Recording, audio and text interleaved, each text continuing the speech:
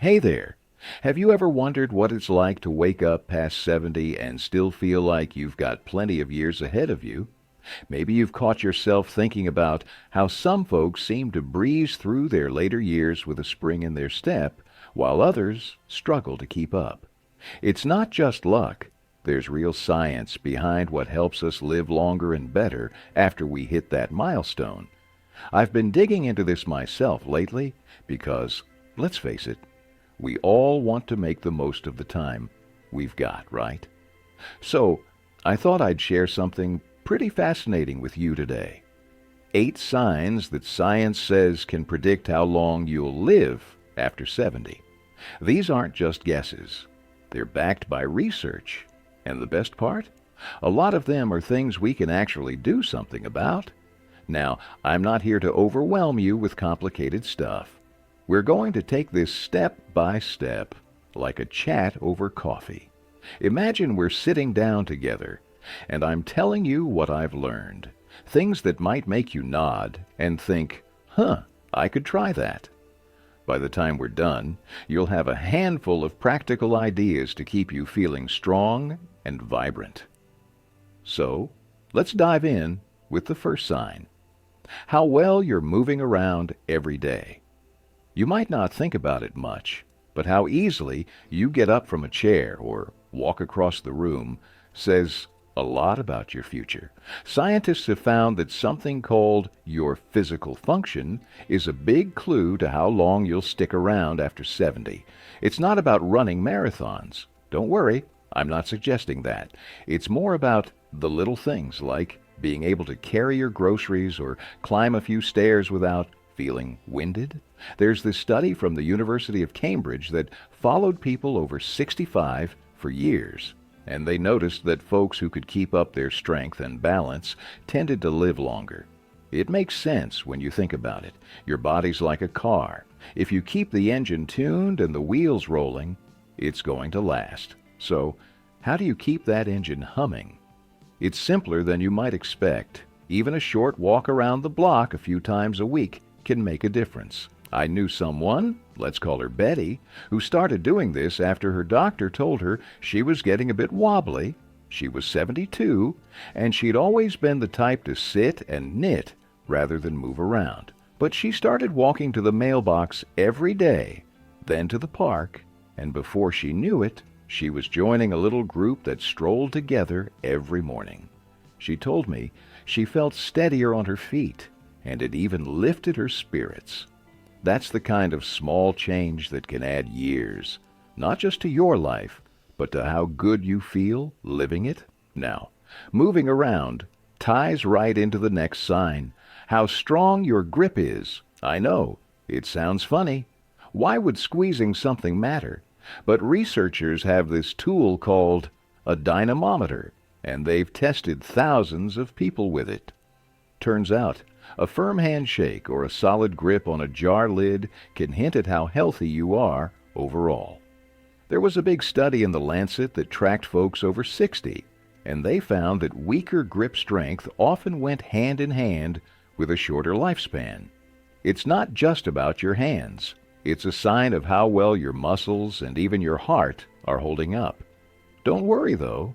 You don't need to start lifting weights like a bodybuilder.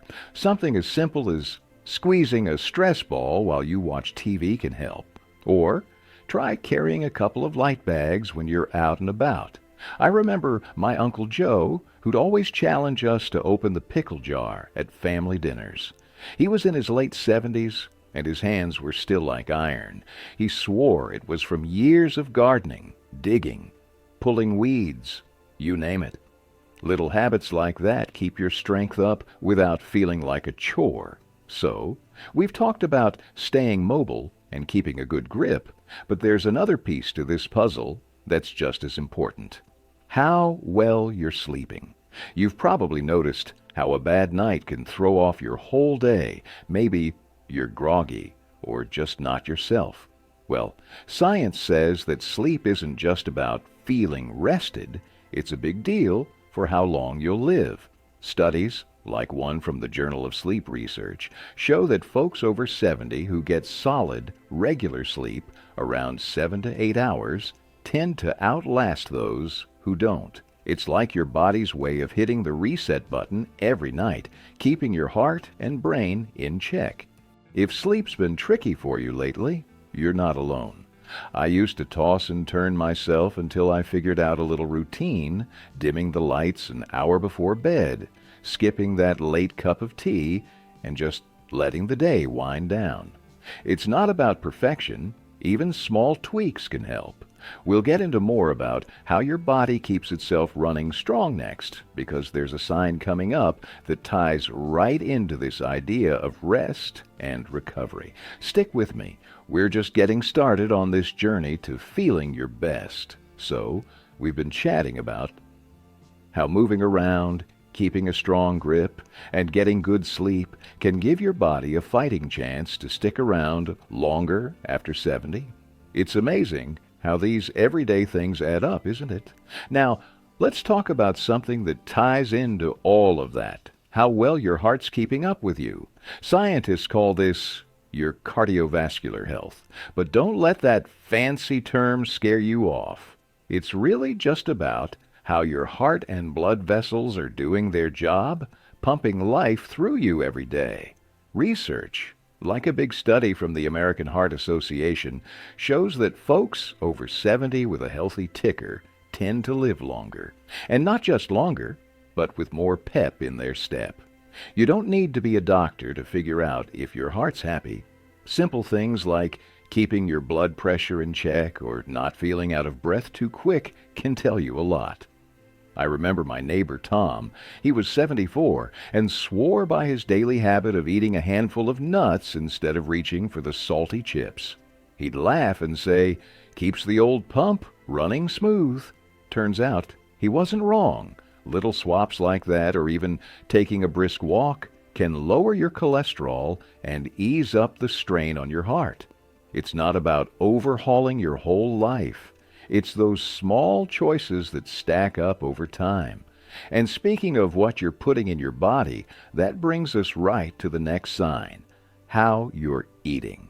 I'm not here to nag you about diets. Goodness knows we've all heard enough of that.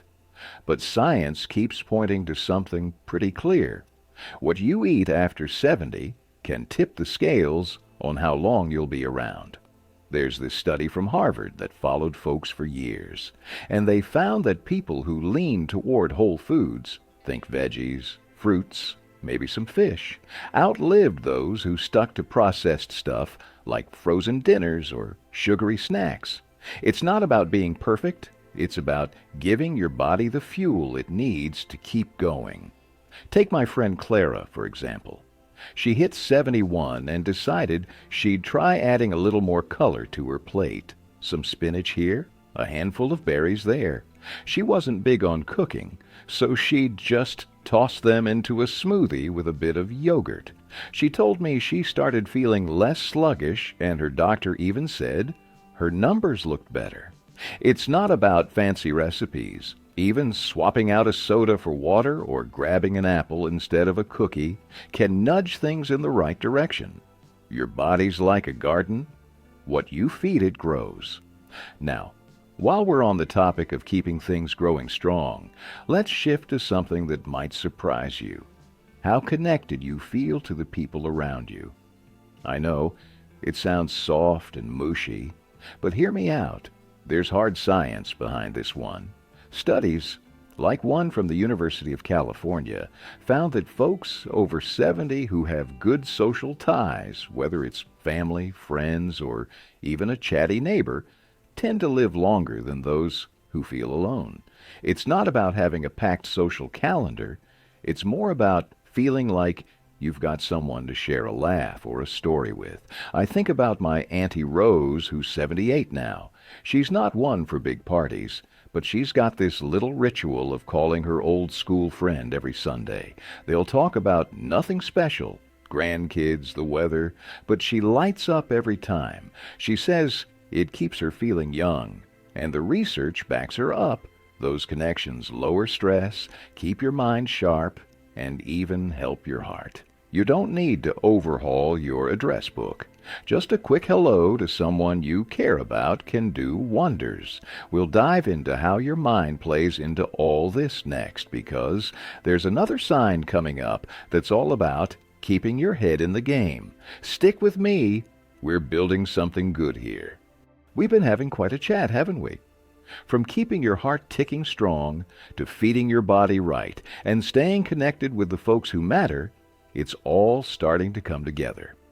Now, let's talk about something that's right up here, your mind. How sharp you keep your brain after 70 is a big deal, and science says it's one of those signs that can predict how long you'll be around. There's this study from the Journal of the American Geriatric Society that found folks who keep their minds active, whether it's puzzling out a crossword or just remembering where they park the car, tend to live longer. It's like your brain's a muscle. The more you use it, the stronger it stays. You don't have to be a genius to keep your mind in shape. Little things can go a long way. I knew a guy named Frank. He was 76 and swore by his daily Sudoku habit.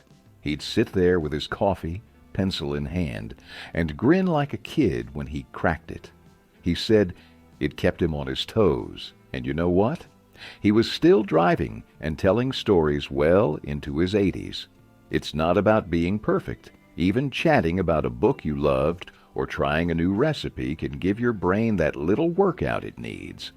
It's all about staying curious, keeping those gears turning. And while we're on the subject of what's going on inside, there's one more sign that pulls everything together: how well your body handles stress. Life after 70 doesn't stop throwing curveballs. Maybe it's a creaky knee or worrying about the kids, but how you roll with it matters. Researchers, like the ones from the National Institute on Aging, found that folks who manage stress better, keeping their cool instead of letting it fester, tend to stick around longer. It's not about avoiding tough days, it's about not letting them wear you down. I think about my cousin Ed, who hit 73 and started doing this thing where he'd sit quiet for 5 minutes every morning, just breathing, nothing fancy. He'd had a rough year, but he said those few minutes made him feel like he could handle anything. And the science agrees. Calming your mind, even a little, can ease up on your heart and keep your energy up. You don't need to meditate like a monk. Even stepping outside for some fresh air or listening to a favorite song can loosen that knot in your chest. It's those small moments that keep you steady. So, here we are, after talking through all 8 signs: moving around, gripping strong, sleeping well, keeping your heart happy, eating smart, staying connected, sharpening your mind, and handling stress. It's not about doing everything at once or being flawless. Maybe you'll try a short walk tomorrow, or call up an old friend this weekend. Little steps like that stack up. And before you know it, you're feeling stronger, brighter, more alive. That's what this is all about. Giving yourself the chance to enjoy every day, no matter how many you've got left. I'd love to hear what you think. Have you tried any of these? Or is there something you're curious about giving a shot? Drop a comment below and let me know. And if you found this helpful, give the video a thumbs up. It really helps us keep sharing stuff like this. Oh, and don't forget to hit that subscribe button if you want more tips to keep you thriving. Here's to living your best life at any age. Cheers to you.